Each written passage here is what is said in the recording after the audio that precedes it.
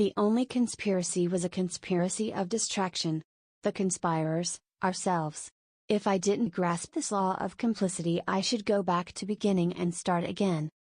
Jonathan Lethem, Chronic City. 1. Blog settings. 1. The challenge of this book is thinking critically about media practices in a setting where they are fast, fun, and ubiquitous. As an avowedly engaged and political approach to thought, critical theory of any sort encounters challenges.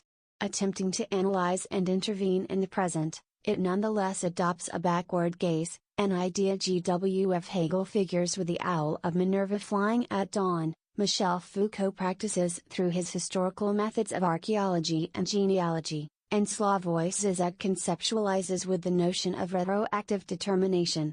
A problem specific to critical media theory is the turbulence of networked communications, that is, the rapidity of innovation, adoption, adaptation, and obsolescence.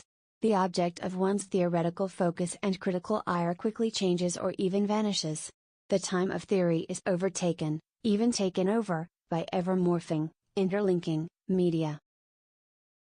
Since books can easily be surpassed by events, they appear particularly ill-chosen as a medium through which to present a critical media theory. A theory that is current, if it is possible at all, seems confined to presentation within the forms and circuits it analyzes. It can be presented in face-to-face conferences, workshops, or meetups. It can be posted on discussion lists or blogs. It can be visualized, videoed, shared and distributed, critiqued, amended, sampled, and forwarded. Thought can be made immediate, an element of its moment or, more precisely, of the fantasy that attempts to delimit a moment out of the present's rush to the future and absorption into the past. A book that makes critical theoretical claims about blogging thus encounters a double problem of its object and its form of presentation. Each side of the problem entraps theory in its setting. To address its object in a timely fashion, the book has to be new, fresh, up to the minute, fashion forward, bleeding edge. It needs to predict or at least hazard a guess as to where things are going, what's going to happen. The book is pushed to adopt, in other words, the entrepreneurial expectations of the venture capitalist, racing to be the first out of the block. This side of the problem highlights one of the specific ways communicative capitalism captures critique and resistance, formatting them as contributions to the circuits in which it thrives. The temporal takeover of theory displaces sustained critical thought, replacing it with a sense that there isn't time for thinking, that there are only emergencies to which one must react, that one can't keep up and might as well not try. The second side of the problem, the form of theory's presentation, likewise highlights how communicative capitalism fragments thought into ever smaller bits that can be distributed and sampled, even ingested and enjoyed, but that in the glut of multiple, circulating contributions tend to resist recombination into longer, more demanding theories. It's like today we can have and share insights, but these insights must not add up to something like a theory that might aid us in understanding, critically confronting, and politically restructuring the present. Theodore Adorno's criticism of the passion for information in mass culture applies more to contemporary communication and entertainment networks than it did to film and radio, the mass media he has in mind when he writes, however useful it might be from a practical point of view to have as much information as possible at one's disposal, there still prevails the iron law that the information in question shall never touch the essential, shall never degenerate into thought.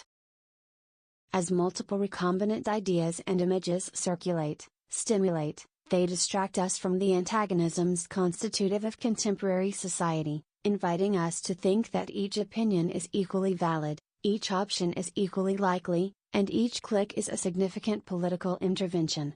The deluge of images and announcements, enjoining us to react, to feel, to forward them to our friends, erodes critical theoretical capacities. Aren't they really just opinions anyway? Feelings dressed up in jargon? Drowning in plurality, we lose the capacity to grasp anything like a system. React and forward, but don't by any means think. My wager is that critical media theory is possible in book form. The wager is inspired by a time-honored tactic in workers' struggle, the slowdown. As an object whose form installs delays in sampling and syndication and whose content demands postponed gratification, the book mobilizes the gap of mediacy so as to stimulate thought. Ebooks and articles as well as blog posts on theoretical topics are convenient ways to store and share ideas. But these benefits come at a cost. We pay with attention. It's easy to give in to the temptation to keep moving, to follow links, to see what others think about it before one even knows what it might be, then to see what else others are thinking about, especially if their posts aren't too long, and once we're already a few clicks in, why not go ahead and check our blog stats, update our Facebook profiles, and engage in a few rounds of Mafia Wars or other games helpfully supplied by our favorite social network. It only takes a minute or two. More important, though, is whether the technologies and practices of new media are appropriate objects for critical theoretical inquiry. Again, my wager is yes. This isn't a risky bet. In recent decades, scholars, artists, and activists working at the interface of communications, media, and cultural studies and social studies of science and technology have developed critical approaches to digital media and their networked environments.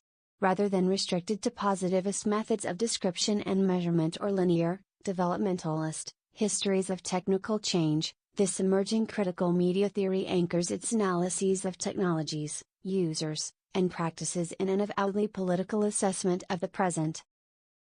What that assessment is, or, more specifically, how to theorize the political implications of networked communications and entertainment media, is a matter of passionate disagreement. I take the position that contemporary communications media capture their users in intensive and extensive networks of enjoyment, production, and surveillance. My term for this formation is communicative capitalism. Just as industrial capitalism relied on the exploitation of labor, so does communicative capitalism rely on the exploitation of communication. As Michael Hart and Antonio Negri argue, communication is the form of capitalist production in which capital has succeeded in submitting society entirely and globally to its regime, suppressing all alternative paths. A critical theory of communicative capitalism requires occupying, rather than disavowing, the trap in which it enthralls and configures contemporary subjects. I argue that this trap takes the form that modern European philosophy heralded as the form of freedom, reflexivity. Communicative capitalism is that economic ideological form wherein reflexivity captures creativity and resistance so as to enrich the few as it placates and diverts the many. 2. Communicative capitalism designates the strange convergence of democracy and capitalism in networked communications and entertainment media. On the one hand, networked communications technologies materialize the values heralded as central to democracy. Democratic ideals of access, inclusion, discussion, and participation are realized in and through expansions and intensifications of global telecommunication networks. On the other hand, the speed, simultaneity, and interconnectivity of electronic communications produce massive distortions and concentrations of wealth as communicative exchanges and their technological preconditions become commodified and capitalized. David Harvey explains, technologies of information creation and capacities to accumulate, store, transfer, analyze, and use massive databases to guide decisions in the global marketplace have been necessary and essential components of globalized neoliberalism. As the network of networks through which such transactions take place, the Internet is the vehicle and terrain for politics and the economy. Changes in communication technologies associated with digitalization, speed, of computer processors as well as connectivity, and memory/storage capacity impact democracy and capitalism, amplifying elements of each as they consolidate the two into a new ideological formation. The concept of communicative capitalism draws from Zizek's Lacanian Marxist upgrade of ideology critique. Zizek uses the psychoanalysis of Jacques Lacan to reconfigure the notion of ideology so as to theorize the ways our deepest commitments bind us to practices of domination. Rather than following the commonplace notion that ideology is false consciousness or a term for ideas one doesn't like, the ideas of one's opponents or everybody except the critic, Zizek formats ideology in terms of the beliefs underlying practice. Ideology is what we do, even when we know better. For example, I know that quizzes on Facebook are ingenious ways of collecting information from me and my friends, but I take them anyway. The psychoanalytic notion of fetishism provides a convenient shorthand, I know, but nevertheless. An additional Zizekian concept, one he develops from Claude Lévi-Strauss, important for theorizing communicative capitalism, is the decline of symbolic efficiency, aka the collapse of the big other. If the efficiency of a symbol designates its mobility, its ability to transmit significance not simply from one person to another but from one setting to another, the decline of symbolic efficiency points to an immobility or failure of transmission. Blogs provide a clear example. Sometimes it's difficult to tell when a blog or a post is ironic and when it's sincere, when it's funny or when it's serious. Terms and styles of expression that make sense to an in-group can shock, insult, or enrage folks who just happen upon a blog. Moreover, the uncertainty, the potential for unexpected meanings, provides its own affective intensity. Images and effects may flow into the gaps left by the declining symbolic. Despite the fact that bloggers generally decry the degeneration of discussion into ad hominem attacks and flame wars, nearly always the result of a misunderstanding rather than a disagreement, we secretly enjoy them. Hit rates double, even triple. People become invested in, energized by, the exchange. How far will she go? She said that? Oh no, she didn't. Pwned. In my first months as a blogger, I had to figure out what my deleting and blocking policy would be. Which comments would I let remain and which would I block? I knew that simply disagreeing with me would not be grounds for deletion. After all, I wanted the blog to be a site for discussion. I decided to delete comments that included explicit racist, sexist, homophobic, and anti-Semitic slurs. Then I got a comment from the NA or Gay Nigger Association of America, a group of organized anti-blogging trolls who take their name from a 1992 Danish movie, Gay Niggers from Outer Space. NA claims that it promotes neither racism nor homophobia but aims rather to sow disruption on the internet. The comment on my blog was a minor instance of their more extensive disruptive practices, like graph flooding a site with a massive amount of text or data with no meaning or relevance, for example, a word, phrase, or group of letters repeated over and over, or producing hoax or shock sites and inserting links or code that redirect viewers to the site. The concept of the decline of symbolic efficiency is particularly useful for critical media theory as it designates the fundamental uncertainty accompanying the impossibility of totalization, that is, of fully anchoring or pinning down meaning. The contemporary setting of electronically mediated subjectivity is one of infinite doubt, ultimate reflexivization. There's always another option, link, opinion, nuance, or contingency that we haven't taken into account. Some particular experience of some other who could be potentially damaged or disenfranchised, a better deal, perhaps even a cure. The very conditions of possibility for adequation, for determining the criteria by which to assess whether a decision or answer is, if not good, then at least adequate, have been foreclosed. It's just your opinion.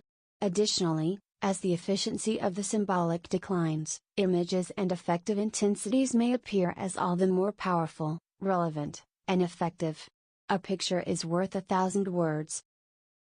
Zizek uses Lacan to express the point as a suspension of the function of the master signifier. There is no longer a master signifier stabilizing meaning, knitting together the chain of signifiers and hindering its tendencies to float off into indeterminacy. The absence of such a master might suggest a new setting of complete openness and freedom. No authority tells the subject what to do, what to desire, how to structure its choices. Zizek argues, however, that in fact the result of the master's decline is unbearable, suffocating closure. The online environment's second life clearly demonstrates this closure, able to do or create anything. There aren't even laws of gravity. The majority of users end up with avatars that are sexier versions of themselves walking around shopping, gambling, fixing up their houses, and trying to meet people. Meet can be read euphemistically here. It's not only boring, it's stifling as it confronts users with their lack of skills and imagination. Zizek's account of the decline of symbolic efficiency appears in the context of his critique of risk society theory. Some of the primary themes of this account extend ideas he had previously put to work in early essays on cyberspace and virtual reality. In contrast with a dominant strand of 90s media theory, which treated virtual reality as a new, lawless frontier, Zizek's essays on cyberspace emphasize the virtuality of the symbolic order of meaning and language. The functioning of the master signifier depends on virtuality. It works not simply as another element in a chain, but as something that is more than itself, something present as potential. Zizek draws an example from Freud: the threat of castration has castrating effects. Cyberspace threatens precisely this fundamental virtuality. The paradox: cyberspace is not virtual enough. Zizek considers several specific ways virtuality is threatened by computer-mediated interaction. One is the loss of the binding power or performative efficacy of words. Words are no longer subjectivized insofar as they fail to induce the subject to stand by them. At any moment, visitors to cyberspace can simply unhook themselves. Since exit is an option with nearly no costs, subjects lose the incentive for their word to be their bond.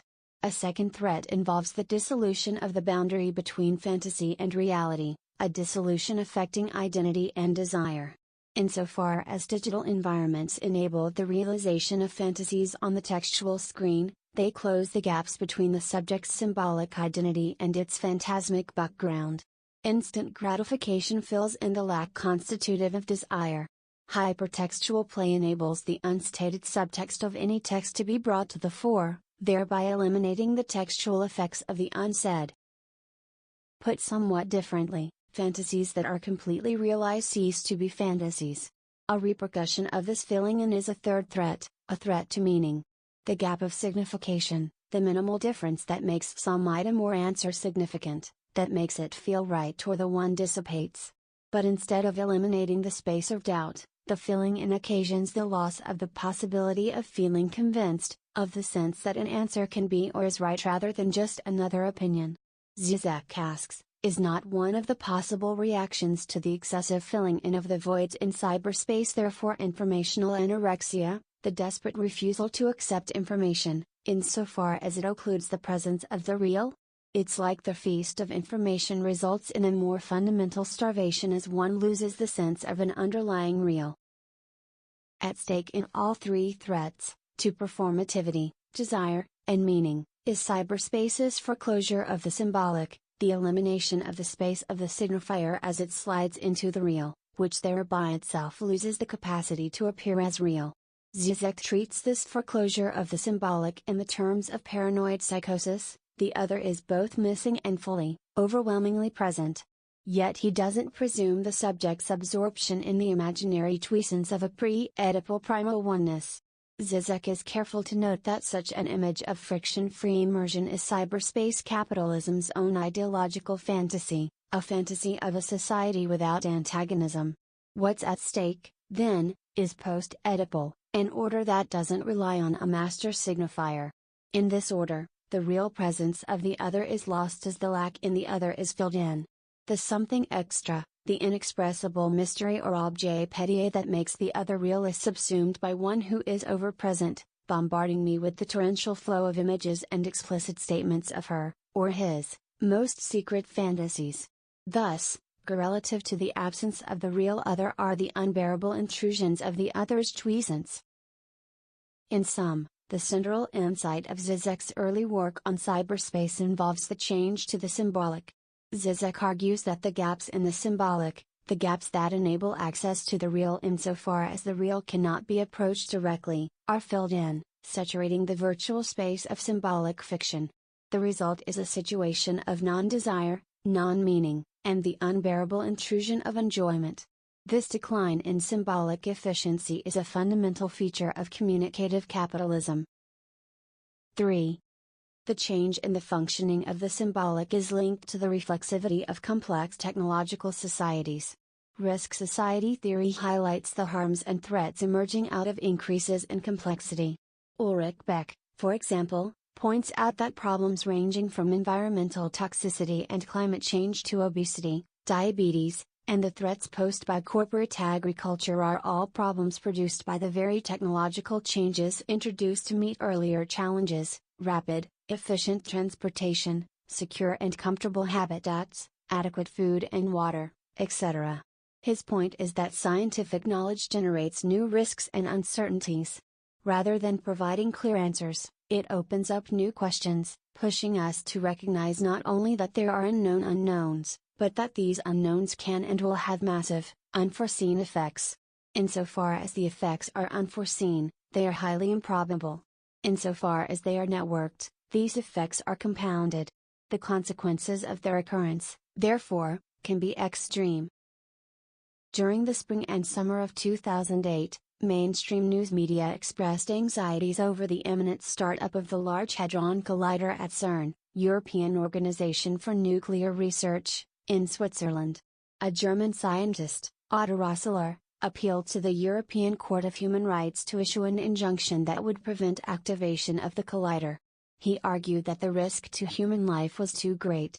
The Large Hadron Collider could create miniature black holes capable of destroying the planet. My own calculations have shown that it is quite plausible that these little black holes survive and will grow exponentially and eat the planet from the inside. In a 2003 report, CERN had said that black holes were not a conceivable risk, although it addressed in detail the possible creation of strangelets, hypothetical particles that could transform the Earth almost instantly into a dead, dense lump. It concluded that this was unlikely. Nonetheless, even with various expert commissions reviewing the scientific evidence, the problem of assessing the relation of risk to probability remained. How is valuation of the existence of the planet and its future generations even possible, particularly in a situation so extreme as to render prediction a kind of high-stakes gambling? After all, a basic premise of quantum mechanics is that most anything could happen, even if its likelihood is very small. Zizek writes, "There is a priori no proper measure between the excess of scaremongering and the indecisive procrastination of don't let's panic. We don't yet have conclusive results." Again, this impenetrability is not simply a matter of complexity, but of reflexivity, the new opaqueness and impenetrability, the radical uncertainty of the consequences of our actions, is not due to the fact that we are puppets in the hands of some transcendent global power, fate, historical necessity, the market. On the contrary, it is due to the fact that nobody is in charge, that there is no such power, no other of the other pulling the strings. Opaqueness is grounded in the very fact that today's society is thoroughly reflexive. Human inquiry into the world affects the world. Our relation to the world and to each other is reflexive. Mark C. Taylor explains that cause and effect are interdependent. The thoughts and actions of agents influence the operation of the system, which, in turn, influences the thoughts and actions of agents. A crucial fact of contemporary life is that more than persisting as an environment we might try to know and understand, the world is also a dynamic effect of our interventions into it, and we know this. Hence, we know we impact the world, but we don't know exactly how. Neither do nor can we know with any certainty the ways that our current practices produce some futures while excluding others. We just know that there will be consequences and side effects that we have not foreseen, and that some of these consequences and side effects will be devastating to some people. A solution to one problem creates countless others.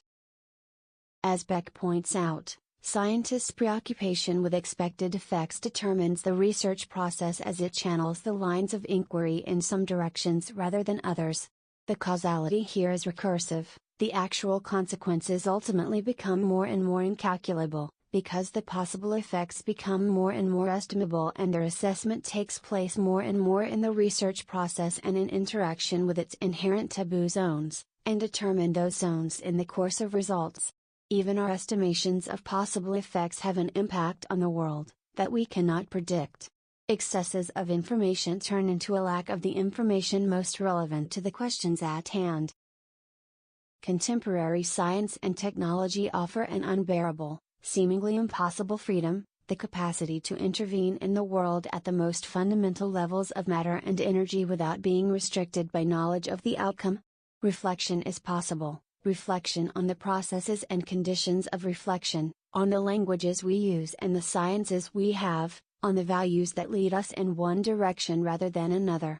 Yet this universalized reflexivity cannot determine for us what we ought to do. We are free to do whatever we decide to do, without determination and without cover in some larger, complete, full knowledge, without, in other words, a big other to ground and secure us. Reflexivity, reflexivity that goes all the way down, is thus another name for the decline in symbolic efficiency. The recursive loop is the circuit of the big other's collapse. One of Beck's examples of the high consequence, destabilizing effects of reflexivity is global financial markets. Bubbles, bandwagon effects, and boom and bust cycles result from investors' attempts to predict how others will perceive the future even as these very predictions bring a particular future into being. In the words of economist Hyman Minksy, who, having been treated as a French thinker by mainstream economists, became better known and more frequently cited in the wake of the economic crises of 2008, the normal functioning of our economy leads to financial trauma and crises, inflation, currency depreciations, unemployment and poverty in the midst of what could be virtually universal affluence. In short, financially complex capitalism is inherently flawed. Beck, though, refers not to Minsky but to financier George Soros. In a number of books, Soros explains his success as a hedge fund manager in terms of what he calls a theory of reflexivity. Contra mainstream economics, and like Minsky, Soros emphasizes the points of disequilibrium where markets break down. His argument is that markets are not only inefficient but that belief in equilibrium contributes to boom and bust cycles insofar as markets are expected to be self-correcting. The reflexivity of market actors with imperfect knowledge, in other words, all market actors, as well as their knowledge that others with imperfect knowledge are nonetheless making investment decisions, produces situations of high volatility and low predictability. Again, as Beck makes clear in his discussion of attempts to predict and prevent ill effects of scientific research, reflexivity leads to uncertainty and indeterminacy. One can't be sure what others are doing, and one's guess about what they're doing influences what they do. Nassim Nicholas Taleb takes Soros's argument a step further. Most of our habits of everyday life prevent us from dealing well with uncertainty and indeterminacy. We assume that events in the world around us fall into the shape of a bell curve, like human height does, and attend rather less to distributions that follow power laws, like citations per author, book sales per author, blog hits, film revenues, wealth of individual capitalists. Hoping and expecting events to fall into a regular pattern, we systematically underestimate the impact of outliers, and this underestimation itself has effects. Like Beck, Taleb emphasizes the ways that the supposition that risks can be measured results in the exclusion of extreme events, precisely the sorts of events, a once-a-century economic crisis or the crash of a very large asteroid into the Earth, that can change everything. Like Soros, Taleb was able to capitalize on others' failures to allow for extreme events. For all three, Beck, Soros, Taleb, the reflexive structure of communicative capitalism's fast, ubiquitous networks increases the likelihood and impact of high-consequence events. In Taleb's words, the world in which we live has an increasing number of feedback loops, causing events to be the cause of more events, thus generating snowballs and arbitrary and unpredictable planet-wide winner-take-all effects. We live in an environment where information flows too rapidly, accelerating such epidemics. More circuits, more loops, more spoils for the first, strongest, richest, fastest, biggest. Zizek accepts risk society theorists' emphasis on the uncertainty at the heart of reflexivity, but he argues that they don't go far enough. They fail to consider the effects of reflexivity on contemporary subjectivity, effects that may involve the subject's attachment to new forms of subjection as a way to ease the pressures of the injunctions to succeed, be more, be better, be real, and enjoy. Elsewhere, I explore these effects as they appear in modes of subjectivization constellated around conspiracy thinking and celebrity. In Chapter 2, I consider something like the underside or obverse of these modes, the failed subjectivization of whatever being. At stake is the relation between the reflexivity of communicative capitalism and the reflexivity of the subject. Modern European thought construed the autonomy of the subject in terms of its capacity for reflection. Contemporary political theory likewise views democracy reflexively. Democratic procedures are forms and vehicles for self-governance. We make the laws we apply to ourselves, and these laws make us the people we are. When reflexivity goes all the way down, however, reconfiguring the very form of subjectivity into new sorts of fluid, vulnerable singularities, every aspect and form of which is mutable and contingent, the endless loop of reflexivity becomes the very form of capture and absorption. A completely reflexive self is as incompatible with democracy as reflexive self-governance is with fully reflexive subjects. 4. Even as critical thinkers in sociology, psychoanalysis, and economics consider the extremes produced in the circuits of reflexivity, techno-enthusiasts write as if reflexivity were the solution to a wide range of social and political problems. Much of this writing relies on the migration of concepts from cybernetic and complexity theory into commentary on contemporary society, a migration enabled by the rapid growth of networked communications. As computers became tools for everyday life, so did the language of computer networks suggest ways to analyze everyday life. Among the many popular books documenting, celebrating, and ushering in ubiquitous computing is Stephen Johnson's Emergence: The Connected Lives of Ants, Brains, Cities, and Software. As the title suggests, Johnson's underlying assumption is that fundamental patterns not only govern but connect seemingly disparate areas of experience, the habits of insects, the neural networks of the human brain, physical interactions among large groups of people, and software code. In all of these, Johnson locates emergent behavior, patterns and systems that arise and achieve equilibrium through local rules and simple feedback processes. The most striking aspect of emergent behavior is no one commands its patterns to arise or dictates the structures that emerge. Rather, emergent behavior results from self-organization. Johnson understands self-organization in terms of sets of opposed concepts: centralized v. decentralized, unified v. distributed, top-down v. bottom-up, and plan v. random. For him, the second term in each pair is both the ideal and the future that we are just beginning to understand. He can valorize these second terms because he presumes equilibrium, that is, he prioritizes homeostasis as the baseline, expected, and default position. Johnson acknowledges that extreme conditions, chaos, clusters, hubs, frenzies, are effects of self-organization, but he thinks that self-organization provides the solution to the instability it creates. The mechanism for this solution is feedback. Johnson's account of feedback relies on two stories, one about the 1992 media feeding frenzy over President Bill Clinton's alleged affair with Gennifer Flowers, and one about the proliferation of cranks, trolls, in online discussions. The media brouhaha, he argues, was the result of insufficient negative feedback. The Flowers episode was an instance of pure positive feedback, unchecked by its opposing force. Each agent's behavior encouraged more like-minded behavior from other agents.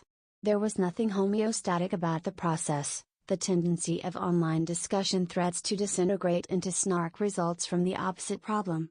The imbalance between participants and lurkers, those who make points and those who just read them, in threaded discussions enables contrarians to derail conversations. The lack of feedback encourages them to keep up their attacks. With more feedback, though, even online conversations would approach equilibrium.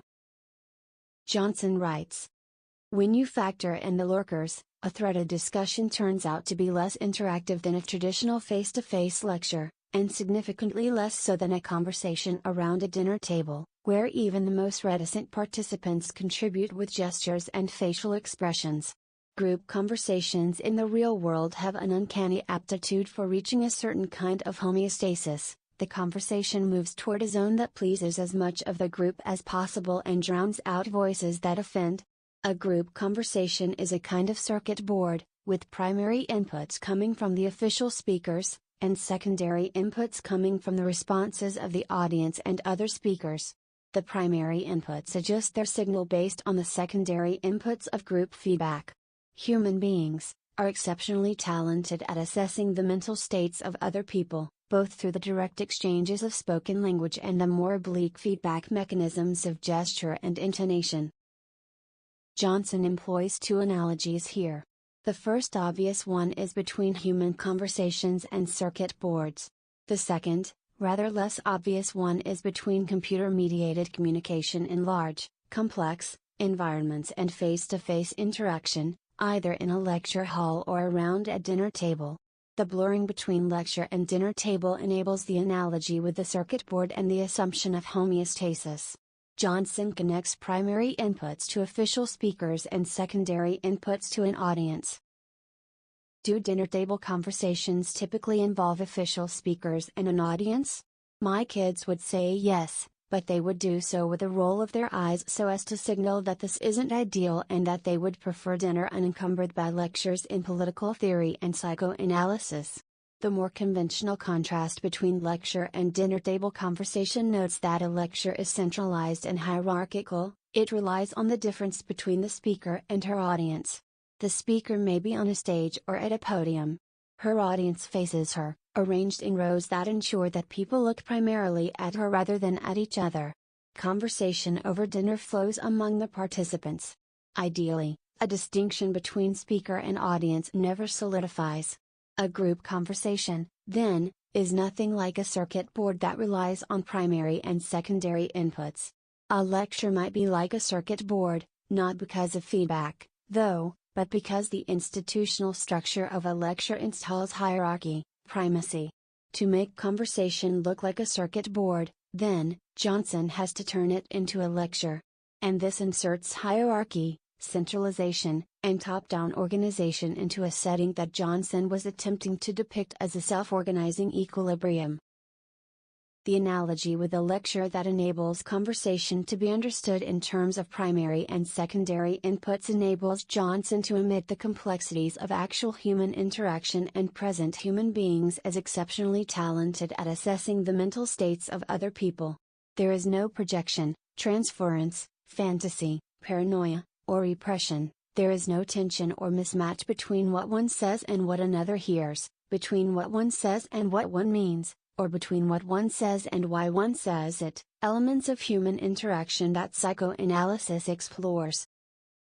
At the same time, by treating computer-mediated communication in large, complex environments as if it were no different from face-to-face interaction, Johnson can downplay the ways reflexivity leads to disequilibrium. For him, learning in networked environments means that the extremes fall by the wayside rather than becoming amplified as their effects extend throughout the network. In effect, these extremes become the unknown unknowns already undermining Johnson's reassuring story of homeostasis. Johnson's omission of complexity and unknownness points to a short circuit in his account of reflexivity. He writes, "The new software will use the tools of self-organization to build models of our own mental states, they will be mind readers." It appears that his account of emergence depends on a limit that he fails to acknowledge. Reflexivity doesn't go all the way down. If we assume, in an outrageous flight of fancy, that software can read minds, as if minds were made up, as if they were not conflicted, as if there were no unconscious, how would the knowledge we have of the contents of others' minds affect our communication with them? And what about our knowledge that software was reading our minds? How would that impact our interactions and reactions? Would we try to fake at the software, play tricks on it? Would we comply, expecting our every demand to be met such that we become increasingly infantile, unable to tolerate any conflict or discomfort? Johnson neglects these further reflexive twists, the ways that human knowledge has material effects as people bring futures into being on its basis. The block to reflexivity in Johnson's account arises from the oppositional sets structuring his analysis, not to mention the fantasy-based techno-utopianism obscuring the possibilities of surveillance and control. With mind-reading software, companies could deduct pay from workers daydreaming on the job. Police states could use people's fantasies of destruction as criteria for putting them on terrorist watch lists. Johnson wants to juxtapose self-organized to planned or controlled. Thus, He has to avoid considering the networks of communication between people that he treats as self-organized as themselves already implicated in forms of control, an inquiry which would require him to take up the unit that self is supposed to designate, as well as the ways planning, institutions, and norms are vehicles and conditions for self-organization once one moves from ants to people. In her discussion of 90s controversies over the self-organizing structure of the Internet, Tiziana Terranova suggests that a cybernetic definition of control is the antithesis of centralized government, because the latter presupposes a complete knowledge of each individual component of the overall system, which is impossible to achieve in these types of structure. One should add that not only is such knowledge impossible to achieve in any political structure, but also that the invocation of such control as a critique of centralized planning aims at a straw man. Theories and practices of centralized government have never been based on complete knowledge of each individual component. Political power as such is exercised as potential, that is, as a promise, expectation, or threat. Terranova notes that the biological turn that emphasizes the lifelike qualities of complex systems generally rejects governmentality as unsuited to the turbulent terrain of dynamic networks and deregulated markets. This rejection, however, overlooks the changes in governmentality that subjected the state to the market. As Foucault explores in his lectures on neoliberalism, insofar as neoliberalism emphasizes the market as a site of competition rather than exchange, it demands that the state combat anti-competitive mechanisms and work to spread opportunities for competition. The state must be ever vigilant in these efforts as well as vigilant about its own efficiency. Moreover, such vigilance is exercised not just with regard to government, as its operations and resources are privatized. Rather, neoliberalism entails a governmentality of active, multiple, vigilant, and omnipresent intervention in society, an intervention exercised through and by multiple networks traversing micro and macro domains. Johnson's account of emergence presupposes the cybernetic definition of control that Terranova invokes. With such a presupposition, Johnson cannot acknowledge reflexivity's operation as a dynamic of control, that is, the ways that the extremes produced by the circulation of information themselves have effects on those of us captured in communicative capitalism. 5. Fred Turner's history of cyberculture puts in perspective both Johnson's infatuation with emergence and the sets of oppositional categories supporting it. Turner focuses on the new communalists, the 1960s Bay Area counterculture movement. Crucial to Turner's discussion is the transformation of the computer from a tool of control, hierarchy, and rehumanization to computing as the technology of collaboration, flexibility, and utopian social change. To explain how this happened, Turner distinguishes between the new communalists and the new left. Whereas the new left emphasized political struggle, that is, organizing to try to bring about a better world, registering voters, forming parties, staging demonstrations, for the new communalists, political activism was at best beside the point and at worst part of the problem. The new communalists rejected left notions of conflict, imagining instead a world of networks wherein the most fundamental struggles were those of the individual for the information he, and it was nearly always he, needed for personal freedom and transformation. The central figure in Turner's story is Stuart Brand, founder of the Whole Earth Catalog in 1968 and, with computer entrepreneur Larry Brilliant, the influential teleconferencing system the Whole Earth Electronic Link, in 1985. As a Stanford undergraduate at the end of the 50s, Brand shared the concern of many coming of age during the Cold War, fear of annihilation, either by nuclear war or by the stifling conformity of mass society. Over the next decades, he explored positive alternatives, including psychedelic drugs, performance art, communal living, the teachings of Buckminster Fuller, personal computing, and entrepreneurialism.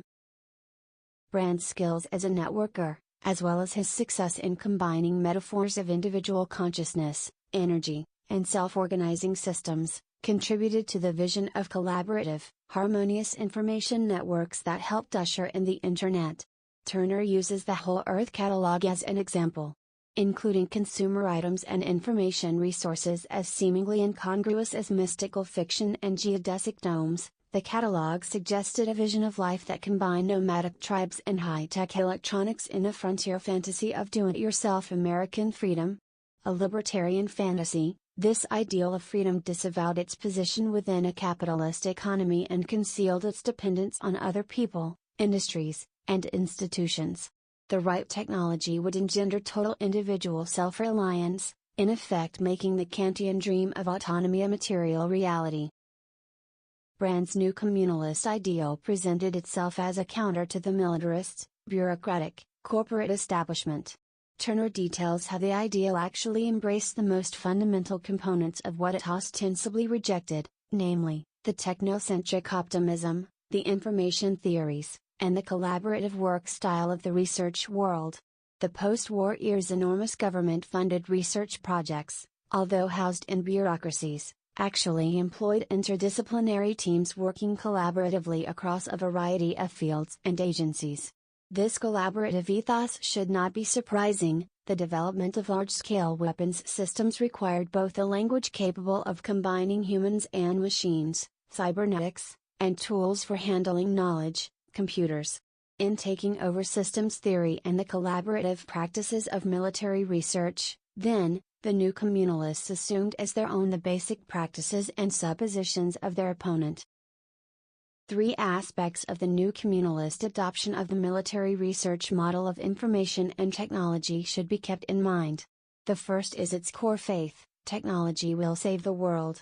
Just as military planners thought that computers, surveillance, information, and speed would defeat the enemy in the future, so did the new communalists follow the credo that the proper tools make anything possible. The computer thus appears as the universal tool making everything possible.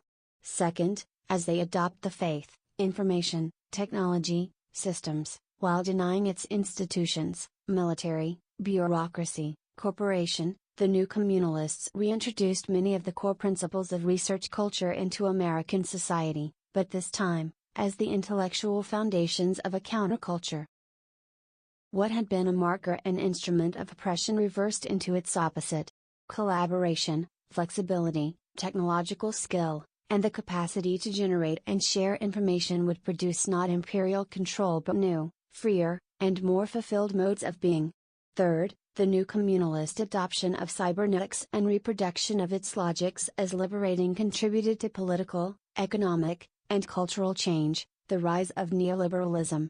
By the end of the 80s, the new digerati, some of whom had participated in conferences organized by Brand, could successfully apply the new communalist formula of conjoining the cultural legitimacy of the counterculture to the technological and economic legitimacy of the computer industry. In 1987, Brand co-founded the Global Business Network, a consulting firm that encouraged collaborative research and organizational practice.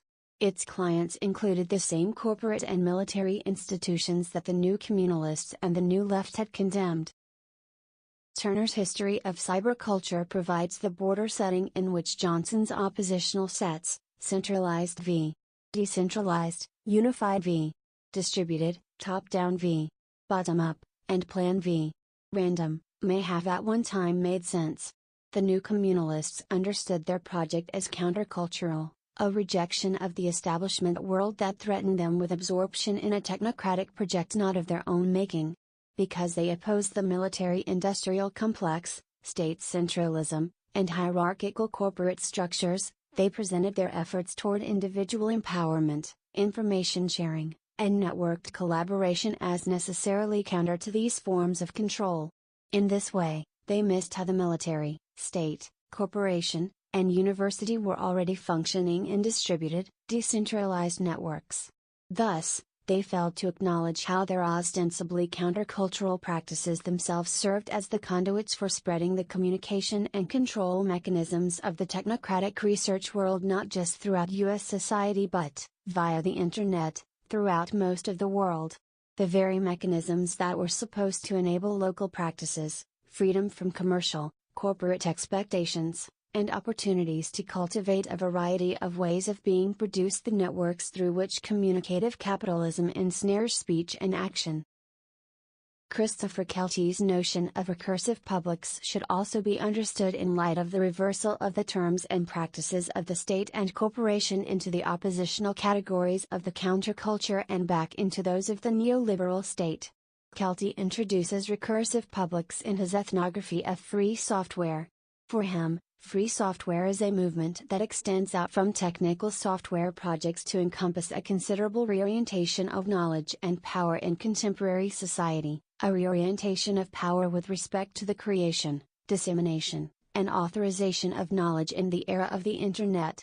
More than the initial practices of the programmers whose work built the Internet, more than the efforts of hackers and geeks to liberate proprietary source code, and more than the legal struggles around copyright and fair use, free software, Kelty argues, is about equality, fairness, and justice.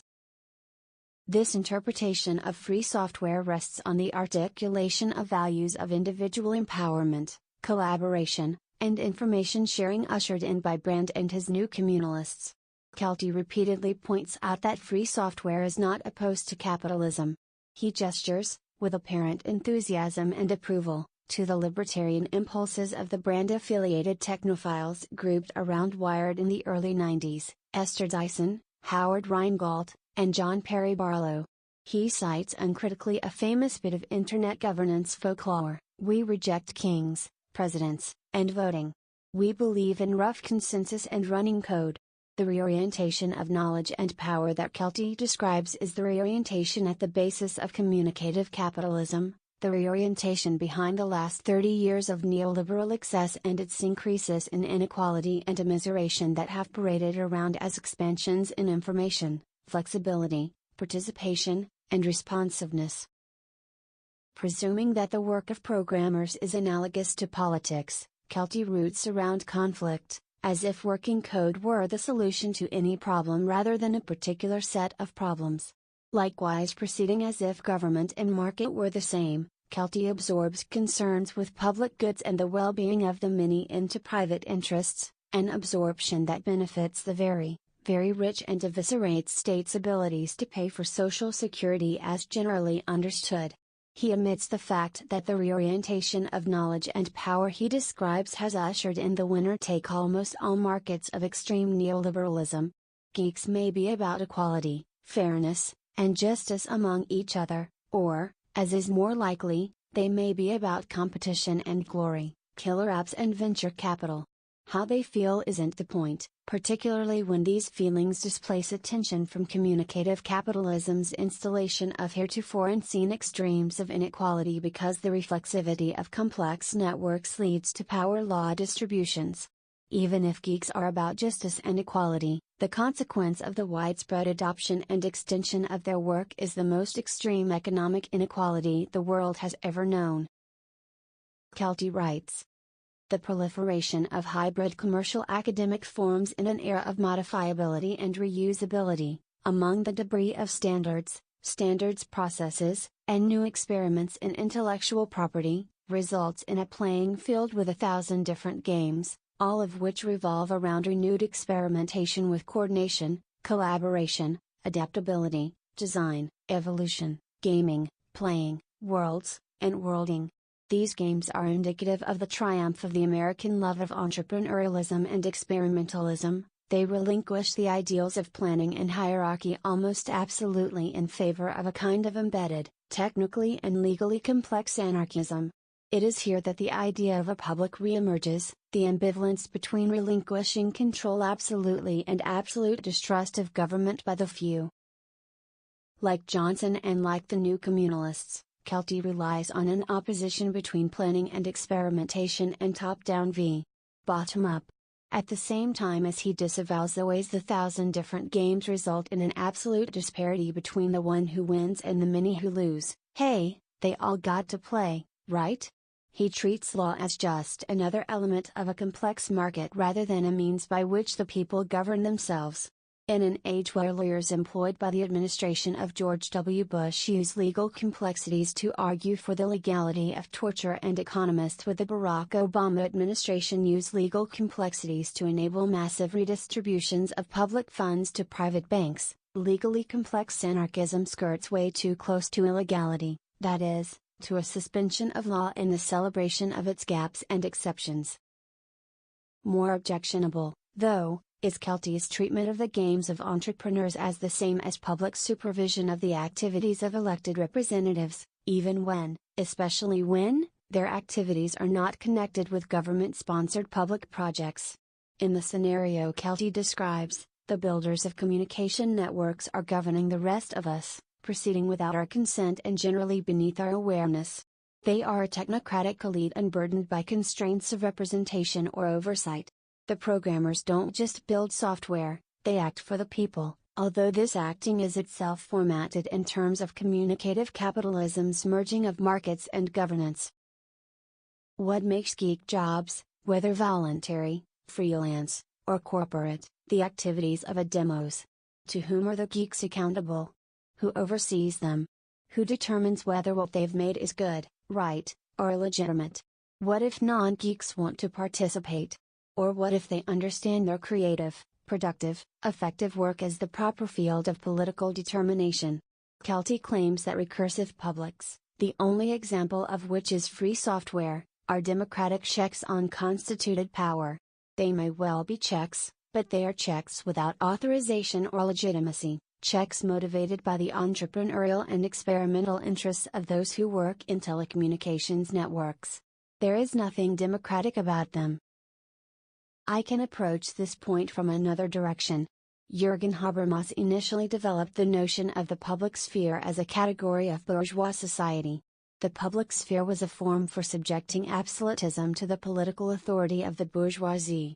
Publicity functioned as a principle of control that remade the political in its own terms, even as this very remaking renounced the form of claim to rule. Paradoxically, publicity as an ideal emerged as a counterpower via associations that were secret and exclusive. The ideals of publicity initially circulated in secret societies like Freemasonry.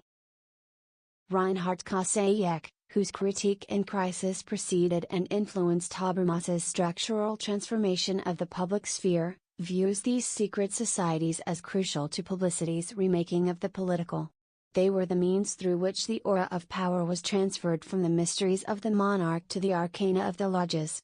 These institutions were secret inner spaces within the absolutist state, spaces that were separated from the political by the very mysteries whose protections enabled the lodges to serve indirectly as a counter to the state.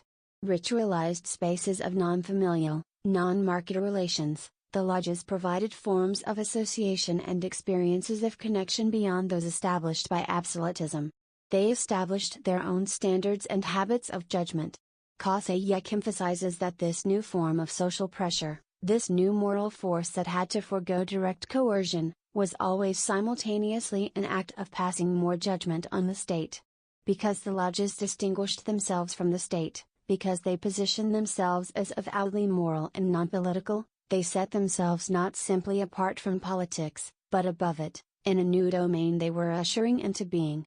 Refusing to acknowledge their actions as political, they subjected the state instead to their moralizing gaze. They were political actors who denied their politics. Kelty's geeks function analogously to Koselleck's lodges. Both are groups that treat their own norms and practices as those to which society as a whole is or should be subjected even as they deny their political investments. Kelty presents geeks as outside government and industry even as they work within them, as outside of politics even as they endeavor to serve and enhance capitalism. He identifies their work with a moral idea of order associated both with the public, capitalization in original, and with specific norms of availability, reusability, and modifiability. These norms thereby emerge as seemingly neutral and unquestionably appropriate standards for societal judgment. Moreover, as in Habermas's initial account of the bourgeois public sphere, which disappears at the moments of its materialization in mass communication as the critical role of the idealized public is displaced by the consumerist orientation of the public, so in Kelty does the recursive public recede in the wake of the mass uptake of computer-mediated communication. Geek norms emerge, claim neutrality and appropriateness, and then retreat, leaving in their wake a pro-capitalist, entrepreneurial, and individualistic discourse of evaluation well suited for the extension and amplification of neoliberal governmentality. Differently put, the recursive public appears only retroactively, in Kelty's idealization of the libertarian technical impulse that celebrates exercises in expanding and intensifying privately owned platforms and applications as democracy. 6. Turner's New Communalists and Kelty's free software function as displaced mediators. I offer the term displaced mediator as an upgrade of the notion of the vanishing mediator, introduced by Frederick Jameson and elaborated further by Zizek. For Jameson and Zizek, the vanishing mediator is a transitional figure, of an institution, practice, idea, that accounts for a fundamental change. The vanishing mediator triggers a process of change even as change quickly overtakes it. Jameson refers to the Protestant work ethic as the vanishing mediator between feudalism and capitalism, and to the Jacobins as the vanishing mediator between the political structures of absolutism and bourgeois rule. Each serves as a catalytic agent which permits an exchange of energies between two otherwise mutually exclusive terms. Zizek uses the East European transition to capitalism to make the same point. During the months of socialist upheaval, a chaotic array of punks, artists, and activists flourished in a heady mix of democratic activity. Once the new regime established itself, once it adopted the language of democracy as its own, these same movements either vanished or began to stand for their opposite, proto-communists. Again, the logic is one wherein what was previously an external presupposition, an opposing force, say, comes to be posited as an inherent moment, thereby obliterating the prior open and antagonistic condition. Given that the mediators Jameson and Zizek describe don't vanish but remain present in a different form, whether ideally, oppositionally, or as practices and aspirations the pressure of which we continue to feel, I think of them as displaced mediators. After all, there are still Protestants. There are still work ethics. The Jacobins' ideals of equality, freedom, and solidarity continue to exert a kind of signifying stress, a term from Eric Santner, on our failures to have realized them. And East European activists and artists continue to struggle against nationalism, capitalism, and democracy as the political form both have taken. To refer to these mediators as vanishing, then, suggests a victory in situations in which contestation continues. Rather than participating in this disappearance, the term displaced mediator designates mediators whose functions have been displaced from what appears, retroactively, as their previous role. The new communalists, then, are displaced mediators in the sense that they turn the practices and suppositions of the military corporate research complex into the ideals and suppositions of a counterculture. The recursive public of free software claims to incorporate and extend ideals of flexibility, changeability, and reprogrammability. Yet the networks of communicative capitalism at the basis of free software instead produce inequality, insecurity, and subjection to the conditions and demands of a recalcitrant finance sector. What preferred itself as a vehicle for bringing in something new, something better, becomes the mechanism for further embedding and extending the old, now strengthened by the rhetoric of its own overcoming. The term displaced mediator indexes displacement in multiple registers. Here are three. First, along with the political economic change effected by the mediators as human groups, media themselves may be displaced by the events and developments they enable. For example, mainframe computers stimulated cooperative time-sharing practices that valorized the ideals of collaboration and adaptation necessary for advances in personal and networked computing.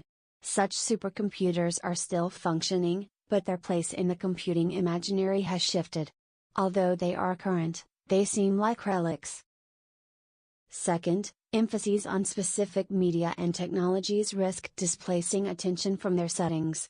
Here, media stand in for, sometimes including, larger, more systemic political and economic changes.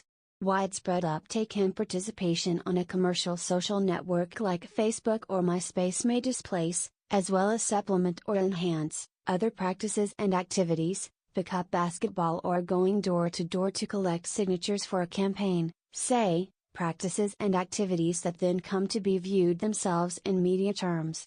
So, Texting enables kids to arrange basketball games or online petitions make signature gathering faster and easier. What's displaced from view are the pleasures and benefits accompanying the prior mode of being. More fundamentally, enthusiasm over new gadgets and apps, communicative sites and practices, like Twitter, Facebook, and blogging, displaces critical attention from their setting in communicative capitalism. Third, the history of networked communications is filled with displaced mediators, semaphores, telegraphs, CB radios, records, 8-track tape, videotape, landlines, pagers, BBSs, Usenet, Alternet, homepages, portal sites, not to mention film, television, mobile phones, and the Internet. Over a decade ago, Bruce Sterling put together a web-based project to archive dead and obsolete media. To consider such media as displaced is to consider them in and as settings, in and as imbricated in political, economic, and affective circuits. The concept of displaced media, then, is a critical one. Media appear as displaced from the perspective of a backward look. Their displacement is retroactively determined in the context of an attempt to pull an explanation out of the multiplicity and contingency of technological change. Thus, a benefit of displaced media is that it yields newness in advance. Rather than linking critical media theory to its currency, has it kept up and incorporated the latest techno trends? The idea of displaced media embeds the instability and volatility of media practices into the analysis. 7. Blogging emerges as a practice in communicative capitalism. Not only are blogs natively digital, but the practices of posting, linking, commenting, reacting, measuring, and circulating make mediated reflexivity available to virtually anyone who wants to bother. Even if a blog post is more than a reaction, more than a commentary on something else, its invitation to read, comment, and share installs it in communicative capitalism's flows of information and entertainment. Blogging's settings, then, include the decline of symbolic efficiency, the recursive loops of universalized reflexivity, the extreme inequalities that reflexive networks produce, and the operation of displaced mediators at points of critical transition. Its default mode is captured. Rather than treating blogs as cutting-edge forms of participatory journalism or new experiments in an already mundane exhibitionism, I proceed from the assumption that they are displaced mediators. Even if they're not dead yet, their role in inciting practices of online disclosure, discussion, and surveillance has both already been displaced by other Web 2.0 platforms such as social networks and video sharing, and itself displaced attention from the profound inequalities produced and amplified by global financial and entertainment networks. Differently put, as displaced mediators, blogs access key features of communicative capitalism, the intensification of mediality in reflexive networks, communicating about communicating, the emergence of whatever beings who belong but not to anything in particular, and the circulation of affect, as networks generate and amplify spectacular effects. This access not only draws out the challenges to political organization under current conditions but also highlights the imperative for actually undertaking such organizing rather than presuming it will simply emerge. The very practices of media we enjoy, the practices that connect us to others and ostensibly end our alienation, appropriate and reassemble our longings into new forms of exploitation and control. Key to the argument of this book is the claim that Lacan's version of the psychoanalytic concept of drive expresses the reflexive structure of complex networks.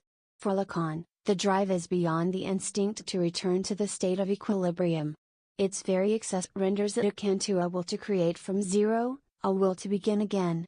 Lacan's description here evokes the self-organized criticality of complex networks. Accelerations and repetitions throughout their circuits gain in momentum and intensity, feeding frenzies, vicious circles, bubbles, until they result in extreme or catastrophic ruptures, 0 points from which something new begins. The repercussion of this claim is that what idealists from the Enlightenment, through critical and democratic theory, to contemporary techno-utopians theorize as the very form of freedom is actually a mechanism for the generation of extreme inequality and capture. Just as enthusiasts for emergence, anarchy, and free software presume in advance the progressive radicality of being beyond law, governance, and the state, so have some psychoanalytically inspired theorists too quickly presumed that liberation can be found beyond desire and the law. I argue that beyond the law are the reflexive circuits of drive. Communicative capitalism thrives not because of unceasing or insatiable desires but in and as the repetitive intensity of drive. Lacan conceives drive as necessarily death drive, rather than agreeing with Freud's view of eros as also a drive. This death drive ruptures equilibrium. Such an explicit negativity can interrupt and counter the slide from networked computers into networks as biological swarms and patterns. Although typically associated in the theoretical literature with biopolitics or biopower, the elision from biological metaphor to networked communication appears throughout popular techno-utopianism, particularly the techno-utopianism blending neoliberalism, entrepreneurialism, free markets, anti-regulation, and the Internet. I see this rather unexpected union of computers and bios as symptomatic of a new essentialism. Network logics are dictates of nature, a new form of natural law that imminently and necessarily yields the unity and convergence of all things to the extent that they are allowed to flow freely. Just like the spread of lily pads in a pond, the analogy goes, so will blogs and other innovations emerge and die, flourish and struggle. Absorbed in a supposition of imminent reconciliation, extremes of distribution become natural facts, outgrowths of abundant potential. The notion of drive counters this imminent naturalism by highlighting the inhuman at the heart of the human, the cut or break with the flow of life, the peculiar and uncanny human propensity to become stuck on minor activities and minimal differences. Conceived in terms of drive, networked communications circulate less as potentials for freedom than as the effective intensities produced through and amplifying our capture. My discussion of drive draws heavily from Zizek, but there is a difference. Zizek emphasizes that the stuckness of drive, what I've been treating as capture, is the intrusion of a radical break or imbalance. Drive is quite literally the very drive to break the all of continuity in which we are embedded, to introduce a radical imbalance into it. My argument is that communicative capitalism is a formation that relies on this imbalance, on the repeated suspension of narratives, patterns, identities, norms, etc. under conditions of the decline of symbolic efficiency. Drive is not an act. It does not break out of a set of given expectations because such sets no longer persist as coherent enchainments of meaning. On the contrary, the circulation of drive is functional for the prevention of such enchainments that might well enable radical political opposition. The contemporary challenge, then, is producing the conditions of possibility for breaking out of or redirecting the loop of drive. One of the stranger aspects of communicative capitalism is new media activists' faith in the ideologies of networks and publicity. Activists continue to emphasize the democratic potential of the Internet, even in the face of the increases in economic inequality and consolidation of neoliberal capitalism in and through globally networked communication. They continue to embrace the notion of a value added in networks as if through a magical process of accrual, a magic of networks that would transform politics just as it transformed the economy into something else. The only reason for accepting this magical thinking is if one thinks that there is no politics other than the market, if one assumes, in other words, that the market has not only displaced but taken the place of the political. Such a lack or absence of the political is the whole around which networked communications circulate. Or, more precisely, this loss of a capacity to think the political circulates as drive. To return back to where I started, my wager is for critical media theory, in book form.